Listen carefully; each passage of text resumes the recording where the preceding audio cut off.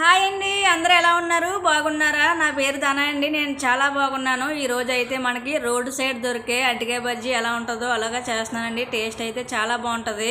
ఇలా మధ్యలో కట్ చేసుకొని ఆనియన్స్ పెట్టుకోవడం వల్ల టేస్ట్ ఇంకా బాగుంటుందండి. ఒకసారి ట్రై చేయండి. ఇలాగా ముందుగా అయితే శనగపిండి తీసుకొని దీంట్లో పచ్చికారం యాడ్ చేశానండి. పచ్చికారం వేసుకోవడం వల్ల టేస్ట్ అయితే చాలా బాగుంటుంది.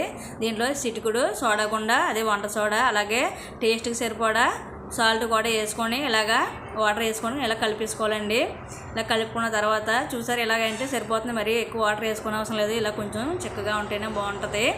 అరటికాయని అయితే ఇలాగా కట్ చేసుకోవాలండి. ఇలా క్రాస్గా కట్ చేసుకోవాలా, మామూలుగా రౌండ్గా కాకుండానే ఇలాగా సగానికి ఇలా క్రాస్గా కట్ చేసుకొని ఇలా ముక్కలు కట్ చేసుకోవడం వల్ల మనకి ఒకే అరటికాయ చాలా ముక్కలు అవుతాయి. అలాగే బజ్జీ కూడా చాలా పెద్దగా వస్తుంది. చూసారా ఎంత పొడవుగా వచ్చిందో.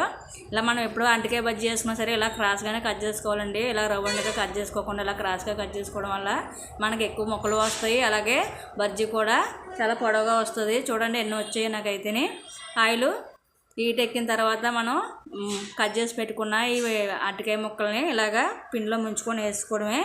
చూసారా మొత్తం అన్నీ ఇలా వేసుకొని ఇలా లైట్ గోల్డెన్ బ్రౌన్ కలర్ వచ్చే వరకు వేగిన తర్వాత మనం పక్క తీసి సర్వ్ చేసుకోవడం అండి. టేస్ట్ అయితే చాలా బాగుంటుంది. అలాగే చాలా సింపుల్, పెద్దగా పనే ఉండదు. సాయంత్రం మనం స్నాక్స్ కింద సింపుల్గా చేసుకోవచ్చు. ఇలా తీసుకున్న వాటిలో మనం ఇలా మధ్యలో కట్ చేసుకొని చాకు పెట్టి ఇలా కట్ చేసి చిన్న చిన్న ముక్కలుగా కట్ చేసి పెట్టుకునే ఆనియన్స్, అలాగే నిమ్మరసం కూడా పిండుకుంటే బాగుంటుంది. వీడియో నచ్చితే లైక్ చేయండి.